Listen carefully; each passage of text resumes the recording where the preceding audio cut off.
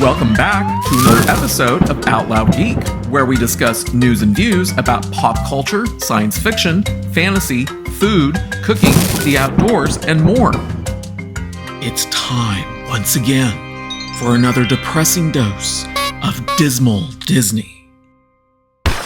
The next MCU movie that's going to be opening in theaters is Guardians of the Galaxy Volume 3 on the weekend of May 5th, which is less than 2 weeks away. This is coming on the heels of MCU's Ant-Man and the Wasp: Quantumania, which flopped in theaters because it only earned $212 million domestically and $466 million globally, which were both very close to projections that I had made for the movie of $211 million domestically and $480 million globally in my video that I had released on March 13th entitled Ant-Man 3 Will Likely Flop, Breaking Even Becoming Increasingly Unlikely. A few days ago, the trades such as Deadline are projecting that Guardians of the Galaxy Volume 3 may earn $130 million domestically during its opening weekend, which on the surface may not sound bad, but will that be enough for the film to eventually break even? Guardians of the Galaxy Volume 3 has a very large production budget of $250 million. If we multiply that by 2.5 to estimate the break-even point, we get a figure of $625 million, which accounts for the 50% of gross ticket sales that movie theaters keep for themselves, as well as the additional costs of marketing the movie and other miscellaneous costs that the studio pays above and beyond the production budget. Now, given that we don't yet actually have any hard data beyond the film's production budget, we can still do some projections to see whether a $130 million domestic opening weekend might be enough to eventually push the film's earnings over the break-even point. To do that, we'll use historical data from two earlier MCU films to estimate what Guardians of the Galaxy Volume 3 might earn at the box office. And the two MCU films that I chose were the direct predecessor to Guardians of the Galaxy Volume 3, which is Guardians of the Galaxy Volume 2, which opened in theaters in 2017, as well as the movie Black Panther: Wakanda Forever, which is a much more recent MCU movie that did manage to break even and make a small profit. Guardians of the Galaxy Volume 2 was released as part of MCU's Phase 3 films, which were part of MCU's financial heyday. But Wakanda Forever was part of MCU's far less profitable Phase 4, and it experienced steeper overall week-to-week box office declines as compared with Guardians of the Galaxy Volume 2. It also had lower international box office than Guardians of the Galaxy Volume 2. The data that I used from these two movies are their week-to-week box office percentage drops, as well as the percentages of money that were earned during weekdays to create a complete financial picture of how well these two films performed. Additionally, I also used these two films' domestic to worldwide box office percentages to account for the amount of money that each of the films earned internationally. So once I had a spreadsheet set up with the weekly box office percentage data for Guardians of the Galaxy Volume 2 and Wakanda Forever, I only needed to insert the projected $130 million domestic opening weekend box office for Guardians of the Galaxy Volume 3 to get an idea as to how well that film might do if it follows similar percentage drops to these two films. We'll begin by looking at how the film might do if it follows a similar set of box office percentage drops as Guardians of the Galaxy Volume 2. If that scenario were to occur, then the film could potentially earn around $772 million globally, which if it does, the movie could potentially break even.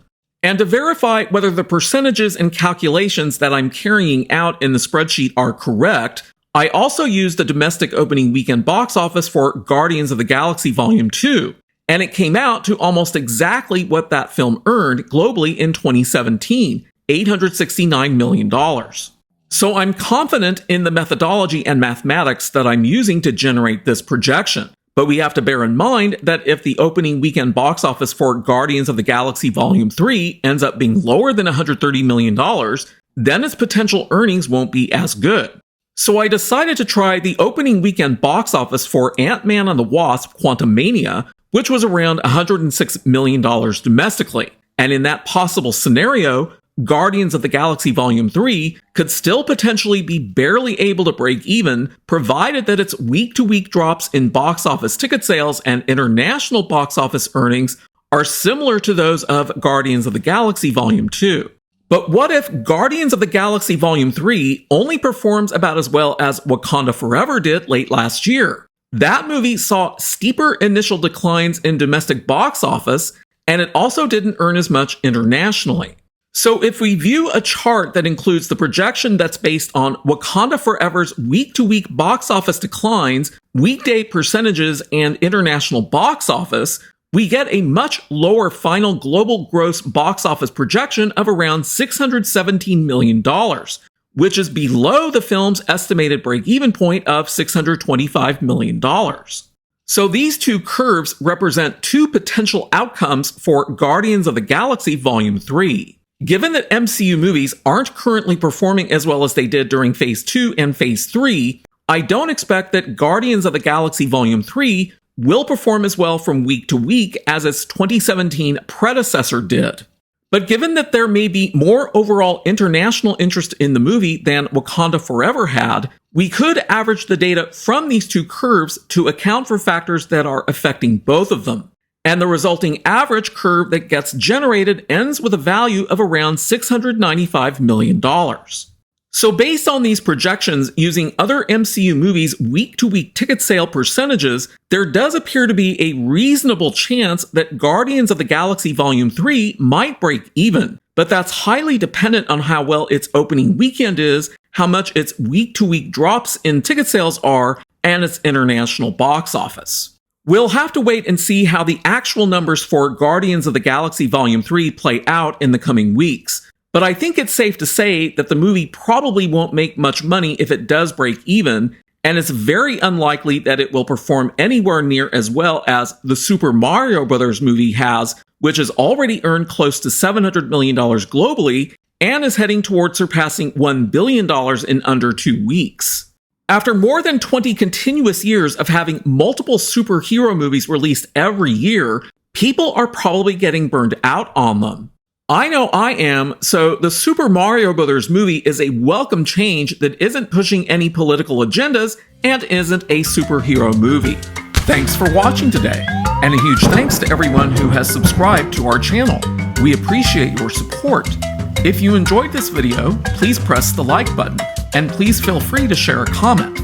If you'd like to see more of our videos in the future and help support this channel, please press the red subscribe button. And please press the bell to receive notifications for new content.